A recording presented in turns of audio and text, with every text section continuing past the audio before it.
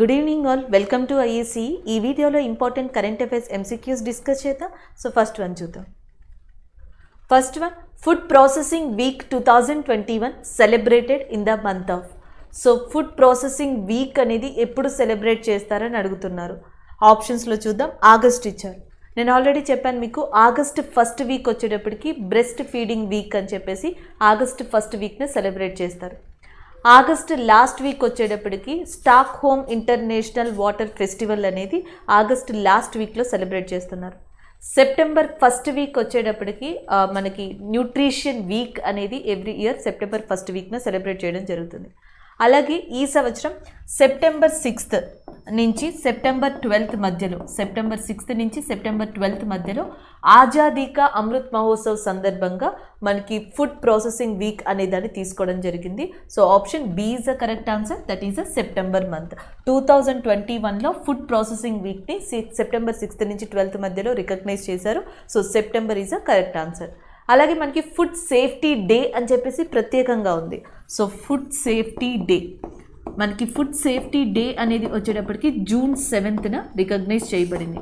అంటే జనరల్గా మీకు తెలుసు, జూన్ 5th వచ్చేటప్పటికి ఎన్విరాన్మెంట్ డే అంట, June 8th ocean day, June 7th వచ్చేటప్పటికి ఫుడ్ సేఫ్టీ డే. అలాగే నిన్న డిస్కస్ చేసాం food safety standard authority of India. Food safety standard authority of India రీసెంట్గా చండీగఢ్ రైల్వే స్టేషన్కి ఒక 5 స్టార్ సర్టిఫికేషన్ అనేది ఇవ్వడం జరిగింది. So right to eat and station అనే క్యాంపెయిన్లో భాగంగా. సో ఇలాంటి సర్టిఫికేషన్ తీసుకున్న రైల్వే స్టేషన్గా చండీగఢ్ 5th రైల్వే స్టేషన్గా అవ్వడం కూడా జరిగింది. సో ఇవి ఫుడ్ సేఫ్టీ అండ్ సెక్యూరిటీకి సంబంధించిన వాటిగా చెప్పచ్చు. అలాగే ఇంకొక జీకే ఫ్యాక్టర్గా మీరు ఏం గుర్తుపెట్టుకోవచ్చు అంటే food corporation of India. So food corporation of India యొక్క హెడ్ క్వార్టర్స్ అనేది న్యూఢిల్లీలో ఉందని మీకు తెలుసు. దీనికి ప్రజెంట్ చైర్మన్గా ఉన్నది ఎవరు అంటే అతీష్ చంద్ర. ఈయన ఐఏఎస్ ఆఫీసర్. రీసెంట్గా ఈయనని చైర్మన్ అంటే సిఎండిగా అపాయింట్ చేశారు అతీష్ చంద్ర గారిని. ఇవి రీసెంటెడ్గా. So food corporation of India headquarters ఢిల్లీలో ఉంది. దాని చైర్మన్గా అతీష్ చంద్ర గారు అపాయింట్ అయ్యి ఉన్నారు.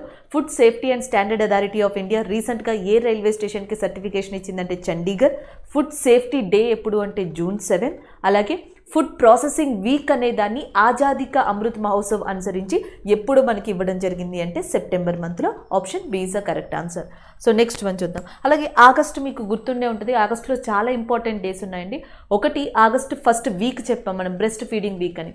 నెక్స్ట్ వచ్చేటప్పటికి August 1 Muslim women's rights day అని చెప్పేసి ఆగస్టు 1 ఉంది. అలాగే next August 20th Sadbhavana Diwas day అనేది ఉంది. August 29th national sports day అనేది ఉంది. అలాగే August 12th elephant day. August 10th మనకి వరల్డ్ లైన్ డే అనేది ఉంది. నేషనల్ బయోఫ్యూయల్ డే కూడా ఉంది. ఆగస్టు 7th వచ్చేటప్పటికి హ్యాండ్లూమ్ డే. అదే డేన జావెలిన్ త్రో డే కింద కూడా రికగ్నైజ్ చేశారు. అలాగే August 6th Hiroshima day. August 9th Nagasaki day. అలాగే ఆగస్ట్ 8th వచ్చేటప్పటికి క్విట్ ఇండియా డే కింద ఉంది. ఆగస్ట్ 1 నుంచి 10th మధ్యలో చాలా ఇంపార్టెంట్ డేస్ ఉన్నాయి. 6th Hiroshima, 7th handloom day, 8th quit India, 9th Nagasaki day, 10th వచ్చేటప్పటికి Lions day and as well as a biofuels day. So ఇది August 6th నుంచి 10th మధ్యలో ఉన్న ఇంపార్టెంట్. ఆగస్ట్ 1 నుంచి 5th మధ్యలో అయితే first one Muslim women rights day అనేది ఉంది, అది మీరు గుర్తుపెట్టుకోవచ్చు. నెక్స్ట్ వన్ చూద్దాం. నెక్స్ట్ వన్ వచ్చేటప్పటికి who compile the book Haryana environment and pollution code. So Haryana environment and pollution code అనే దాన్ని ఎవరు కంపైల్ చేశారని అడుగుతున్నారు. సో డిఫరెంట్ ఆప్షన్స్ ఉన్నాయి. బీమల్ ప్రసాద్ గారు ఉన్నారు. బీమల్ ప్రసాద్ గారు జయప్రకాష్ నారాయణ్కి సంబంధించి ద డ్రీమ్ ఆఫ్ రివల్యూషన్ అనే బుక్ని ఇటీవల రాయడం జరిగింది. So the dream of revolution and Jayaprakash Narayan గారికి సంబంధించిన బుక్. సో దాన్ని రాసిన పర్సన్స్లో వన్ ఆఫ్ ద ఇంపార్టెంట్ పర్సన్గా మనకి బీమల్ ప్రసాద్ గారిని చెప్పొచ్చు. అలాగే నెక్స్ట్ వచ్చేటప్పటికి మొన్నే డిస్కస్ చేసాం వీర్ సాంఘ్వి. ఈయన ఒక జర్నలిస్ట్ అండ్ ఆథర్ కూడా. సో ఈయన రాసిన బుక్ వచ్చేటప్పటికి మనకి ద రూడ్ లైఫ్ అనే దానిని రాయడం జరిగింది ఈయన. ఆ రూడ్ లైఫ్. సో ఆ రూడ్ లైఫ్ అనే దాన్ని రాసిన పర్సన్ ఎవరు అంటే మనకి వీర్ సాంఘ్వి గారు. అలాగే ద అర్త్ స్పిన్నర్ అనే బుక్ని మనకి అనురాధ రాయ్ గారు రాశారు. సో అనురాధ రాయ్ గారు రాసిన బుక్ ఏది అంటే ద అర్త్ స్పిన్నర్ అని చెప్పేసి చెప్పచ్చు. సో ఇవి recent books. Earth spinner Anuradha Roy గారు అండ్ ఆ రూడ్ లైఫ్ అనేది వీర్ సాంఘ్వి గారు అండ్ బీమల్ ప్రసాద్ వచ్చేటప్పటికి ద డ్రీమ్ ఆఫ్ రివల్యూషన్. అయితే ఇక్కడ అడిగేది ఏంటంటే Haryana environment and solution code అని చెప్పి అడుగుతున్నారు. Option A is a correct answer. So ధీరా కాందేలా వాలా. ధీరా కాందేలావాలా గారు ఫార్మర్ ఐఏఎస్ ఆఫీసర్, హర్యానాలో వర్క్ చేశారు. ఆమె హర్యానాకి సంబంధించిన పర్యావరణానికి సంబంధించిన చట్టాలు, వేరు చట్టాలు ఉన్నాయి, వాటినన్నిటినీ ఒకే దాటికి తీసుకొచ్చి ఒక బుక్ని రాశారు, Haryana environment and pollution code అనే బుక్. సో ఈ బుక్ని హర్యానా చీఫ్ మినిస్టర్ అయిన మనోహర్ లాల్ ఖట్టర్ గారు రీసెంట్గా మనకి ఇనాగ్రేట్ చేయడం జరిగింది, రిలీజ్ చేయడం జరిగింది. దానికి సంబంధించిన న్యూస్ ఇది. అలాగే ధీరా కాండ్లేలావాలా గారు ఈ సంవత్సరంలోనే ఇంకో బుక్ని కూడా రాశారు. దాని పేరు వచ్చేటప్పటికి మనకి రేష్మి.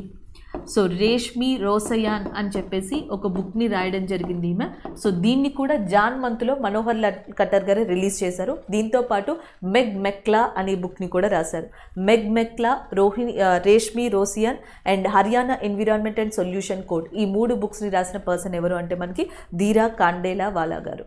నెక్స్ట్ వన్ చూద్దాం. అలాగే హర్యానా గవర్నర్ మీకు గుర్తుండాలి, బండారు దత్తాత్రేయ గారు. నెక్స్ట్ వచ్చేటప్పటికి which organization proclaimed 8th September as a international literacy day. So ఏ ఆర్గనైజేషన్ ఇంటర్నేషనల్ లిటరసీ డే, అంతర్జాతీయ అక్షరాస్యత దినోత్సవంగా సెప్టెంబర్ 8ని రికగ్నైజ్ చేసింది అని చెప్పారు. సో డిఫరెంట్ ఆప్షన్స్ ఇచ్చారు. ఆన్సర్ వచ్చేటప్పటికి మనకి UNESCO is a correct answer. Option C is a correct one. 1996 1996లో యునెస్కో సెప్టెంబర్ 8 అనే దాన్ని ఇంటర్నేషనల్ డే కింద రికగ్నైజ్ చేయాలని ప్రతిపాదించింది. అదే సంవత్సరం నుంచి ప్రతి సంవత్సరం కూడా సెప్టెంబర్ 8న ఇంటర్నేషనల్ డేగా రికగ్నైజ్ చేయడం జరిగింది. అలాగే యునెస్కో యొక్క హెడ్ క్వార్టర్స్ వచ్చేసి మనకి ఎక్కడ ఉందంటే that is located in Paris. So UNESCO headquarters ప్యారిస్లో ఉంది. ఆల్రెడీ మీకు తెలిసిందే యునెస్కో భారతదేశంలో 40 వారసత్వపు ప్రదేశాన్ని రికగ్నైజ్ చేసింది. World heritage sites of India which is recognised by UNESCO అంటే 40గా గుర్తుపెట్టుకోవచ్చు. మీకు యునెసెఫ్ అని ఉంది చూసారా. సో యునెసెఫ్ యొక్క హెడ్ క్వార్టర్స్ వచ్చేసి మనకి న్యూయార్క్ కేంద్రంగా ఉంది. అలాగే international day against child labour, again I'm repeating, international day against child labour అనేది మనకి ఎప్పుడు రికగ్నైజ్ చేశారంటే జూన్ 12న రికగ్నైజ్ చేయడం జరిగింది. ఎందుకంటే యునెసెఫ్ అనేది చిన్న పిల్లల కోసం పనిచేస్తుంది, చైల్డ్ రైట్స్ కోసం, చైల్డ్ సర్వైవల్ కోసం పనిచేస్తుంది. అలాంటిది న్యూయార్క్లో ఉంది. దానికి సంబంధించి ఒక ఇంపార్టెంట్ డేగా జూన్ 12 అని చెప్పొచ్చు, ఎందుకంటే International day against child labour అనేది. And next United Nation environment Programme అంటాం. సో దీని యొక్క క్యాపిటల్ వచ్చేసి మనకి నైరోబీ కేంద్రంగా ఉంది, హెడ్ క్వార్టర్స్. సో నైరోబీ అనేది మనకి ఎక్కడ ఉందంటే కెన్యాలో. అంటే United Nation environment programme headquarters నైరోబీలో ఉంది, నైరోబీ కెన్యాలో ఉంది. అలాగే ఇది ఎన్విరాన్మెంట్ అంటున్నాం కాబట్టి మీరు ఎన్విరాన్మెంట్ డే, పర్యావరణ దినోత్సవాన్ని గుర్తుపెట్టుకోవచ్చు. అది వచ్చేటప్పటికి జూన్ 5న ఉంది. So United Nation development Programme UNDP అంటాం. దీని యొక్క హెడ్ క్వార్టర్స్ వచ్చేసి మనకి న్యూయార్క్ కేంద్రంగా ఉంది. So United Nation development programme న్యూయార్కే, యునెసెఫ్ న్యూయార్కే, యునైటెడ్ నేషన్ కూడా న్యూయార్క్లోనే ఉంది. యునెస్కో మాత్రం ప్యారిస్లో ఉంది. యునైటెడ్ నేషన్ ఎన్విరాన్మెంట్ ప్రోగ్రామ్ నైరోబీలో ఉంది. ఇదే యునెస్కో 1996లో ఇంటర్నేషనల్ డే ఆఫ్ లిటరసీ అనే దాన్ని రికగ్నైజ్ చేసింది. అలాగే రీసెంట్గా భాగీరథి అమ్మ అని చెప్పేసి కేరళకి సంబంధించిన పర్సన్, ఆమె మరణించారు. చాలా పెద్ద ఏజ్కి వచ్చిన తర్వాత, ఆల్మోస్ట్ 100 years వచ్చిన తర్వాత ఆమె తన ఎడ్యుకేషన్ని తిరిగి ప్రారంభించారంట. సో పర్టికులర్గా నాకు class గుర్తులేదండి, 4th or 5th class అనుకుంటా. ఆమె ఎగ్జామ్స్ని కూడా రాశారు. సో దాన్ని కూడా పాస్ అయ్యారు. నరేంద్ర మోడీ గారు అభినందించడం కూడా జరిగింది. సో 107 years, ఆమెకి 107 సంవత్సరాలు భాగీరథి అమ్మకి. సో రీసెంట్గా చనిపోయారు. ఆమె కేరళకి సంబంధించిన వ్యక్తి. ఎందుకంటే కేరళ లిటరసీలో టాప్ స్టేట్ అని చెప్పేసి పిలుస్తాం. అదే కేరళకి సంబంధించి ఎడ్యుకేషన్ ఫీల్డ్ రీసెంట్గా పాపులర్ అయిన పర్సన్గా భాగీరథి అమ్మగారిని చెప్పొచ్చు. ఆమె ఒబిచరీస్లో ఉన్నారు.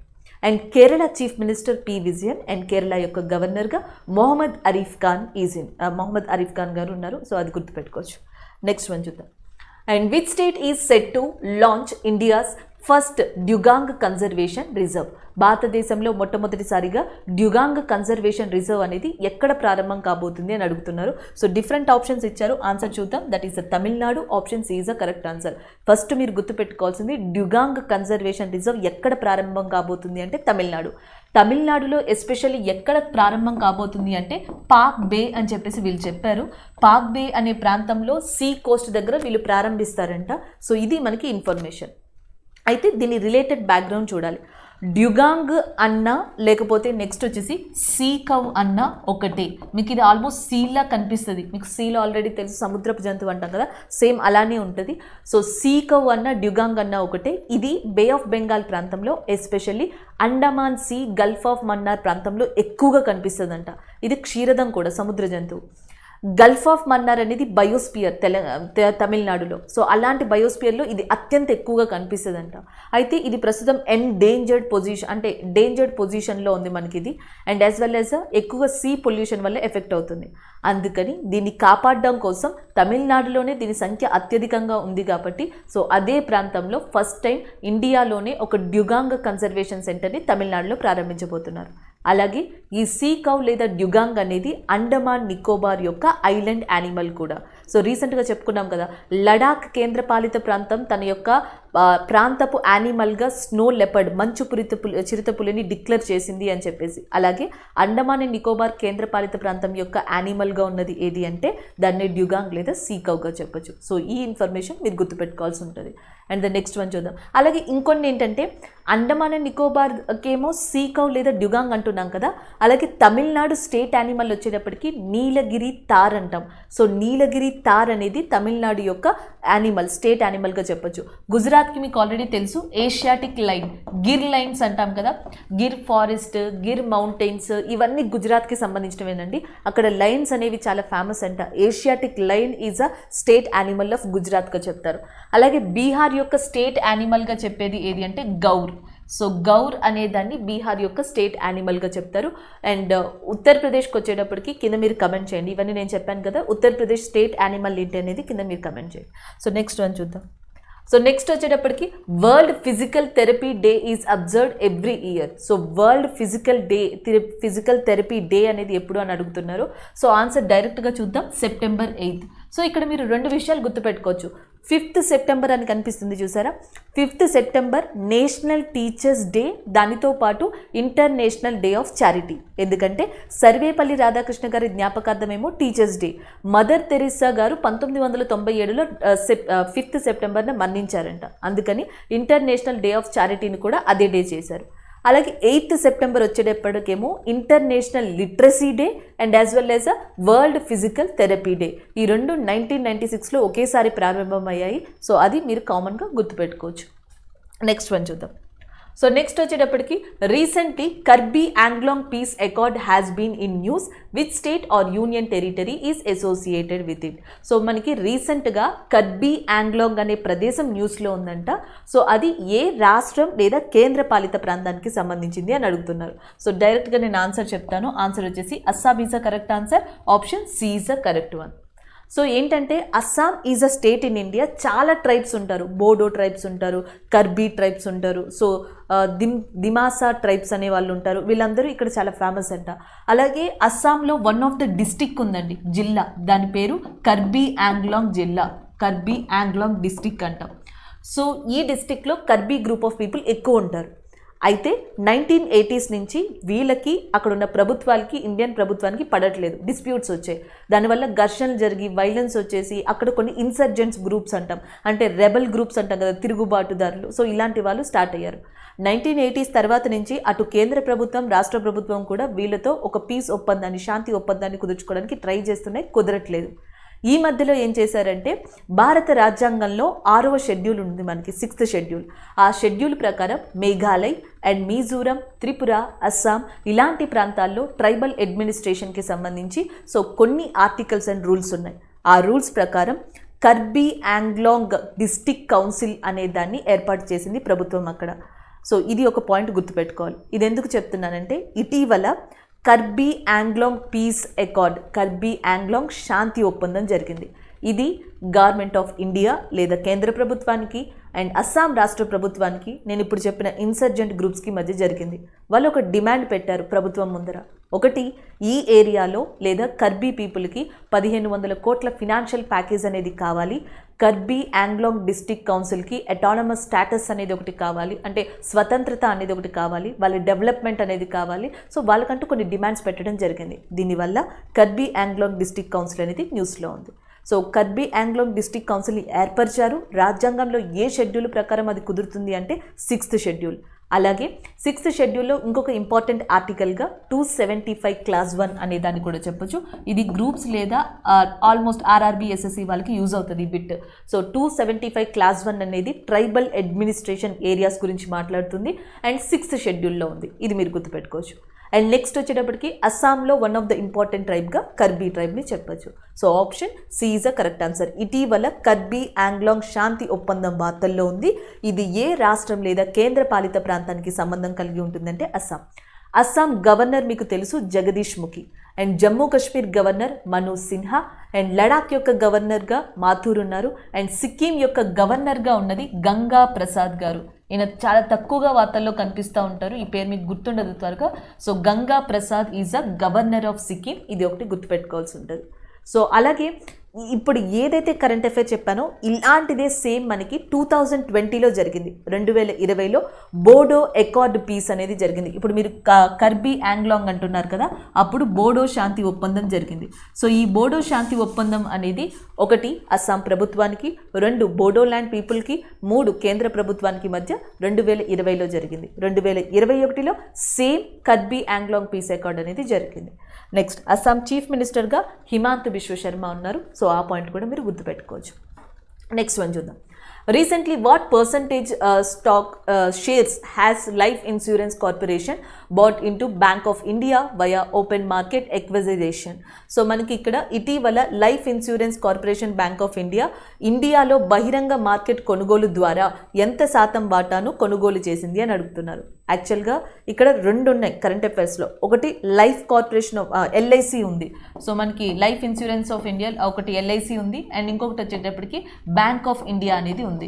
సో ఫస్ట్ గుర్తుపెట్టుకోవాల్సింది ఏంటంటే ఆల్రెడీ ఎల్ఐసి బ్యాంక్ ఆఫ్ ఇండియాలో షేర్స్ని కలిగి ఉంది. ఎంత అంటే 3.17%. ముందుగానే ఇది షేర్స్ని కలిగి ఉంది 3.17%. అయితే ఇటీవల ఏం చేసింది అంటే మళ్ళీ ఇంకొన్ని షేర్స్ని ఓపెన్ మార్కెట్ ద్వారా కొనుగోలు చేసింది. సో ఎంత పర్సంటేజ్ ఆఫ్ షేర్స్ని కొనుగోలు చేసింది అంటే 3.9%ని కొనుగోలు చేసింది. సో అదే అడుగుతున్నారు, ఇప్పుడు ఎంత రీసెంట్గా కొనుగోలు చేసింది అని అడుగుతున్నారు. ఎంత అంటే 3.9%. Option B is the correct answer. దీనివల్ల ప్రస్తుతం ఎల్ఐసి యొక్క షేర్స్ బ్యాంక్ ఆఫ్ ఇండియాలో టోటల్గా ఎంత ఉన్నాయంటే 7.5% ఉన్నాయి. అయితే మీకు already security exchange board of India SEBI గురించి తెలుసు. సో సెబీ రూల్స్ ప్రకారం ఏంటి అంటే ఏ ఎంటిటీ అయినా అంటే ఏ పరిశ్రమ అయినా ఏ బిజినెస్ ఫామ్ అయినా సరే 5% కన్నా ఎక్కువ షేర్స్ని కలిగి ఉంటే అది ఖచ్చితంగా సెబీకి ఇన్ఫామ్ చేయాల్సి ఉంటుంది, ఒకవేళ లిస్టెడ్ కంపెనీకి సంబంధించింది అయితే. సో మరి ఇప్పుడు ఎల్ఐసి 7.5% ఆఫ్ షేర్స్ని బ్యాంక్ ఆఫ్ ఇండియాలో కలిగి ఉంది కాబట్టి ఎల్ఐసి ఈ ఇన్ఫర్మేషన్ని ఇటీవల సెబీకి చెప్పడం జరిగింది. ఈ మొత్తంలో మనం ఏం గుర్తుపెట్టుకోవచ్చు అంటే సెబీ చైర్మన్. సో ప్రస్తుతం మనకి సెబీ చైర్మన్గా ఉన్నది ఎవరు అంటే అజయ్ త్యాగి గారు. So Ajay Tyagi is a right now chairman of SEBI. So మళ్ళీ ఒకసారి చూద్దాం. ఇటీవల ఎల్ఐసి బ్యాంక్ ఆఫ్ ఇండియా దగ్గర నుంచి ఎంత షేర్స్ని కొనుగోలు చేసిందంటే 3.9%. ఈ ఇన్ఫర్మేషన్ ఎవరికి ఇచ్చింది అంటే సెబీకి. సెబీ చైర్మన్గా ఉన్నది ఎవరంటే అజయ్ త్యాగి. సో ఎల్ఐసి టోటల్గా బ్యాంక్ ఆఫ్ ఇండియాలో ఎంత పర్సంటేజ్ ఆఫ్ షేర్స్ని కలిగి ఉంది అంటే 7.5%. నెక్స్ట్ వన్ చూద్దాం. సో నెక్స్ట్ వచ్చేటప్పటికి recently Indian army signed 100 crores worth contract with the joint venture between the India's Alpha design and which country Elbit security system for the procurement of over 100 sky strikers under its emergency procurement powers. So Telugu medium వాళ్ళకి కూడా ఒకేసారి explanation ఇస్తానండి. ఇదేం లేదు, జనరల్గా మనకి ఇటీవల sky strikers అనేది న్యూస్లో ఉంది. మళ్ళీ చెప్తున్నాను, స్కై స్ట్రైకర్స్ అనేది న్యూస్లో ఉంది. సో స్కై స్ట్రైకర్స్ని సూసైడల్ డ్రోన్స్ అని కూడా అంటారు. ఇవి ఒక రకమైన డ్రోన్స్ అనమాట. సో ఇవేంటంటే జనరల్గా దీనికి ఫస్ట్ భాగంలో ఈ ఎక్విప్మెంట్ ఈ మిసైల్ ఫస్ట్ భాగంలో మనం వార్ హెడ్ని పెట్టచ్చంట. ఆ వార్ హెడ్ 5 kgs వెయిట్ దాకా కలిగి ఉందంట, దాని క్యాపబిలిటీ అంత ఉంటుంది. సో 5 kgs వార్ హెడ్ని ఈ మిసైల్కి పెట్టి ప్రీ లోడెడ్గానే టార్గెట్ని హిట్ చేయొచ్చు. అందుకని దీన్ని సూసైడల్ డ్రోన్స్ అంటున్నాం. ఈ సూసైడల్ డ్రోన్స్ లేదా స్కై స్ట్రైకర్స్ అనేవి స్వతహాగా ఏ కంపెనీకి సంబంధించినవి అంటే ఎల్బెట్ సెక్యూరిటీ సిస్టమ్కి సంబంధించినవి.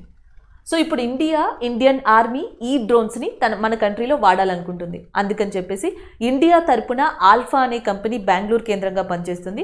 అలాగే అది ఎల్బెట్ సెక్యూరిటీ సిస్టమ్తో ఒక ఒప్పందాన్ని కుదుర్చుంది. 100 కోట్ల ఒప్పందం అనమాట ఇది ఇండియన్ ఆర్మీ తరపున. అయితే ఈ ఎల్బెట్ సెక్యూరిటీ సిస్టమ్ ఏ కంట్రీకి సంబంధించింది అని అడుగుతున్నారు. That is nothing but Israel. Option A is a correct answer. ఇప్పుడు ఒకసారి కరెంట్ అఫైర్ చూద్దాం. ఇజ్రాయెల్కి సంబంధించిన Elbit security system Indian army and Indian ఆర్మీతో పాటు ఇండియాకి సంబంధించిన ఆల్ఫా అనే కంపెనీ దాదాపుగా 100 కోట్ల ఒప్పందాన్ని కుదుర్చుకున్నాయి సూసైడల్ డ్రోన్స్ కోసం. ఈ సూసైడల్ డ్రోన్స్నే మనకి స్కై స్ట్రైకర్స్ అని కూడా పిలుస్తున్నారు.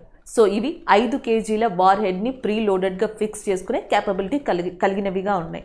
సో వీటిని త్వరలో ఇండియాలో కూడా ఇంట్రడ్యూస్ చేయబోతున్నారు. సో దానికి సంబంధించిన న్యూస్ ఇది. నెక్స్ట్ వన్ చూద్దాం. నెక్స్ట్ వచ్చేటప్పటికి which Indian navy ships are participating in the 4th edition of Australia India exercise. So ఇటీవల ఆస్ట్రేలియా ఇండియా ఎక్సర్సైజ్ అనేది జరిగింది. సో అయితే ఇందులో ఇండియాకి సంబంధించి ఏ షిప్స్ పార్టిసిపేట్ చేశాయని అడుగుతున్నారు. సో ఆన్సర్ వచ్చేసి option D is the correct answer. అంటే ఇండియాకి సంబంధించిన శివాలిక్ అండ్ కడ్మట్ ఈ రెండు కూడా ఈ షిప్స్ ఆస్ట్రేలియా ఇండియా యుద్ధ విన్యాసంలో పార్టిసిపేట్ చేయడం జరిగింది. కాబట్టి option D is the correct one. Next one చూద్దాం. And recently, who has been appointed as the Economic Affairs Advisor to the Andhra Pradesh government? So రీసెంట్గా ఆంధ్రప్రదేశ్ ప్రభుత్వానికి ఆర్థిక సలహాదారులుగా ఈ క్రింది వాణిలో ఎవరు అపాయింట్ అయ్యారు అని అడుగుతున్నారు. సో ఆప్షన్స్లో డిఫరెంట్ పర్సన్స్ని ఇచ్చారు. ఆన్సర్ వచ్చేసి మనకి Ranjish Kumar is a correct answer. Option A is a correct one.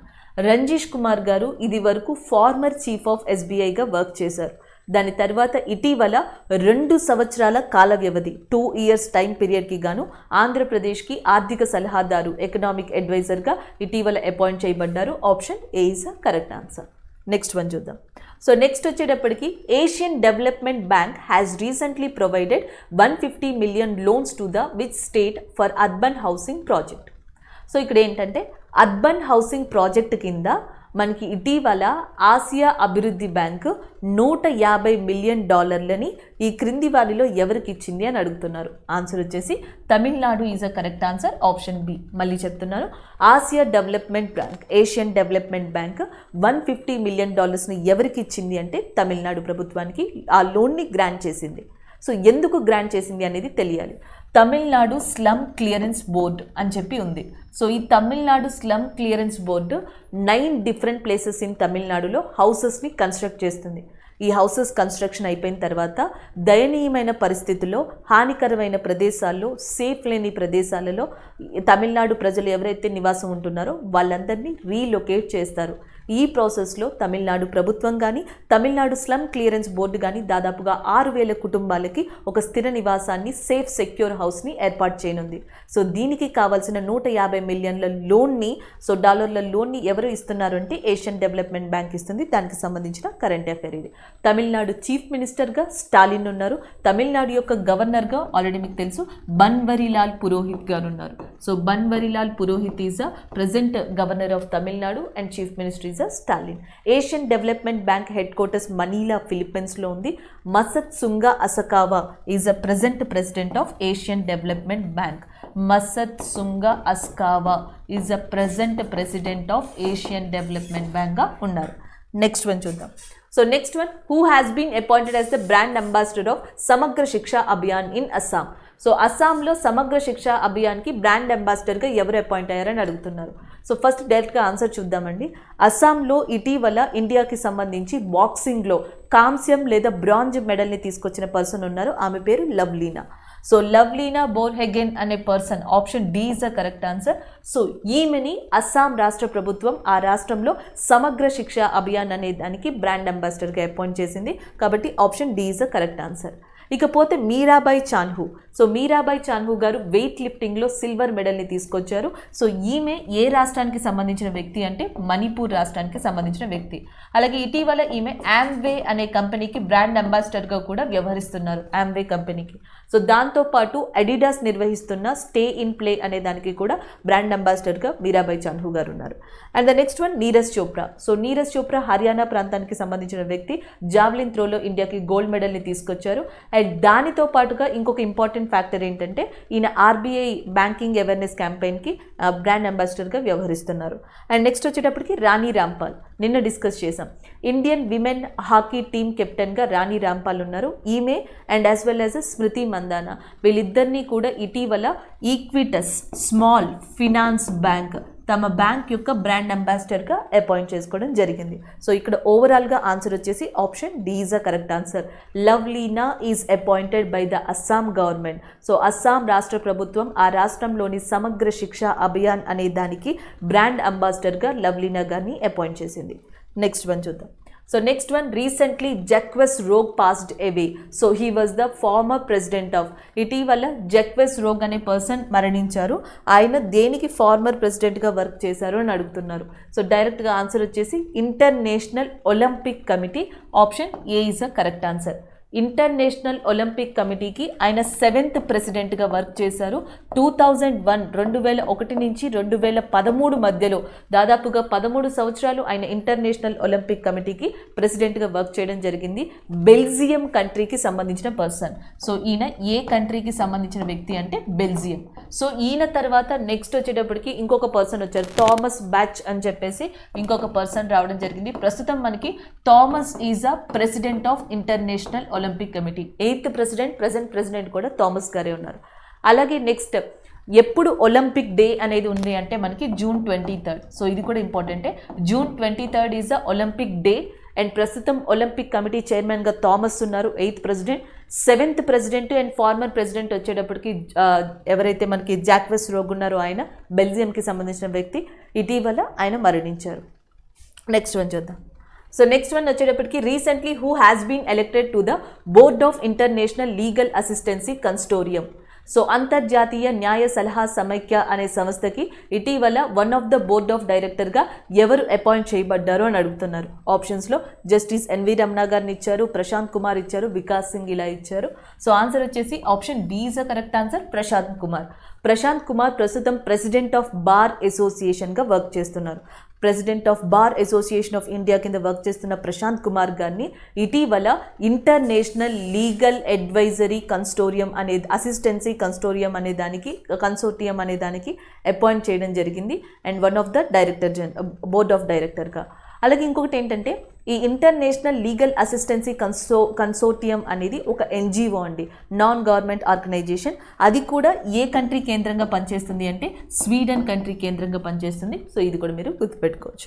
So next one చూసేటప్పటికి which Indian navy ship participated in the first maritime partnership exercise between India and Morocco. So మొరాకోకి ఇండియాకి మధ్య first యుద్ధ విన్యాసం అనేది రీసెంట్గా కండక్ట్ చేశారు, that navy యుద్ధ విన్యాసం. అయితే ఇందులో ఇండియాకి సంబంధించి ఏ షిప్ పార్టిసిపేట్ చేసింది అని అడిగారు. సో ఆన్సర్ వచ్చేసి INS Tabar is a correct answer, option C. So India Morocco first time Morocco కంట్రీలో ఒక యుద్ధ విన్యాసాన్ని కండక్ట్ చేశాయి. ఈ యుద్ధ విన్యాసంలో ఇండియాకి సంబంధించిన ఐఎన్ఎస్ థాబార్ అనేది పార్టిసిపేట్ చేసింది. అలాగే మొరాకో యొక్క క్యాపిటల్ వచ్చేటప్పటికి Rabat. So Rabat is a capital of Morocco. And ఇది మీరు గుర్తుపెట్టుకోవచ్చు. నెక్స్ట్ వన్ చూద్దాం. మొరాకన్ దిరామ్ అనేది దాని యొక్క కరెన్సీగా ఉంది. And who is the author of the book Bullets Over Bombay, Satya and the Hindi film Gangster. Bullets Over Bombay అనే బుక్ని రాసింది ఎవరు అని అడుగుతున్నారు. ఇది బాలీవుడ్ రిలేటెడ్ కంటెంట్ ఉన్న బుక్గా చెప్పొచ్చు. బుల్లెట్స్ ఓవర్ బాంబే అనే బుక్ని రాసింది Uday Bhatia garu. Option D is the correct answer. Next one చూద్దాం. Recently president of India Ramnath Kovind conferred the national teachers awards to how many teachers across India. So మనకి ప్రతి సంవత్సరం కూడా జాతీయ ఉపాధ్యాయుల దినోత్సవం నేషనల్ టీచర్స్ డే అనుసరించి సో ఎవరైతే కాంట్రిబ్యూట్ చేశారో వాళ్ళందరికీ కూడా ది బెస్ట్ టీచర్స్కి అవార్డు ఇవ్వడం జరుగుతుంది. అలా ఈ సంవత్సరం September 5th national teachers day సందర్భంగా భారత రాష్ట్రపతి అయిన రామ్నాథ్ కోవింద్ గారు 44 టీచర్స్కి ఈ పురస్కారాన్ని ప్రదానం చేశారు. Option B is the correct answer. Next one చూద్దాం. సో నెక్స్ట్ వచ్చేటప్పటికి which PSU recently launched a new software named spectral enhancement SPE. So మనకి స్పెక్ట్రల్ ఎన్హాన్స్మెంట్ SPE అనే కొత్త సాఫ్ట్వేర్ని ఇటీవల ఎవరు లాంచ్ చేశారో అని అడుగుతున్నారు. That is a coal India limited. Option A is a correct answer. So coal India limited అనేది ఇటీవల మనకి స్పెక్ట్రల్ ఎన్హాన్స్మెంట్ SPE అనే ఒక సాఫ్ట్వేర్ని లాంచ్ చేయడం జరిగింది. Option A is the correct answer. Next one చూద్దాం. Which state to host the defence expo of 2022. 2022లో డిఫెన్స్ ఎక్స్పో ఎక్కడ జరుగుతుంది అని అడిగారు. Like Uttar Pradesh, Andhra Pradesh, Rajasthan, Gujarat. So answer వచ్చేసి option D is the correct answer, Gujarat. So next year defence expo అనేది మనకి గుజరాత్ కేంద్రంగా జరగనుంది. Option D is the correct one. So next one. Who among the following represented India at the 4th round of Indo-Danish Joint Commission meeting అని అడుగుతున్నారు. So నాలుగవ round సమావేశం ఇది Indo Danish joint sitting committee. So దీంట్లో ఈ సమావేశంలో India తరపున ఎవరు రిప్రజెంట్ అవుతారని అడుగుతున్నారు. So obviously that is Jaishankar గారు, ఇండియాస్ ఎక్స్టర్నల్ అఫైర్స్ మినిస్టర్. భారత విదేశీ వ్యవహారాల శాఖ మంత్రి అయిన సుబ్రహ్మణ్యం జైశంకర్ గారు ఈ సమావేశంలో పాల్గొనున్నారు. అంతేకాకుండా ఈ సంవత్సరం ఆయన జార్జియాలో మహాత్మా గాంధీ విగ్రహ ఆవిష్కరణ చేశారు. అలాగే షాంఘై కోఆపరేషన్ ఆర్గనైజేషన్ సమిట్కి కూడా ఇండియా తరపున అటెండ్ అయ్యారు తజికిస్తాన్లో. సో దట్ ఈస్ సుబ్రహ్మణ్యం జైశంకరన్ గారు. సో ఈయన ఇండియా తరపున రిప్రజెంట్ చేయనున్నారు 4th round of Indo Danish joint commission మీటింగ్కి. నెక్స్ట్ వన్ చూద్దాం.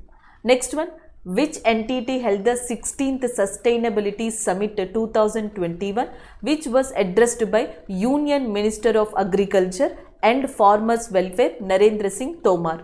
సో ఇక్కడ మీకు క్వశ్చన్ వచ్చేటప్పటికి ఒకసారి తెలుగులో కూడా చూసుకోండి. సో తెలుగులో కూడా ఇక్కడ మనకి కేంద్ర వ్యవసాయ మరియు రైతు సంక్షేమ శాఖ మంత్రి నరేంద్ర సింగ్ తోమార్ గారు 16వ సస్టైనబుల్ సమిట్ 2021ని సో దాంట్లో ఆయన మాట్లాడడం జరిగింది, ఆయన రిప్రజెంట్ చేయడం జరిగింది. ఈ సస్టైనబుల్ సమిట్ అనేది ఎవరు నిర్వహించారో అని అడుగుతున్నారు. ఆ నిర్వహించిన వాళ్ళల్లో మీకు డిఫరెంట్గా ఒకటి నాబార్డ్ ఇచ్చారు, అండ్ సెకండ్ వచ్చేటప్పటికి నాస్కామ్ ఇచ్చారు, అండ్ నెక్స్ట్ భారతీయ పరిశ్రమల సమైక్య అని ఉంది. So that is nothing but Confederation of Indian Industry అంటాం, దట్ ఈస్ CII. సో ఏది అని అడుగుతున్నారు. Option D is a correct answer. భారతీయ పరిశ్రమల సమైక్య లేదా Confederation of Indian Industries 16th sustainable summit అనే దాన్ని నిర్వహించింది. దీంట్లో ఇండియన్ అగ్రికల్చర్ మినిస్టర్ అయిన నరేంద్ర సింగ్ తోమార్ గారు సో మనకి ఆయన అడ్రస్ ఇవ్వడం జరిగింది, రిప్రజెంట్ చేయడం జరిగింది. So option D is a correct answer.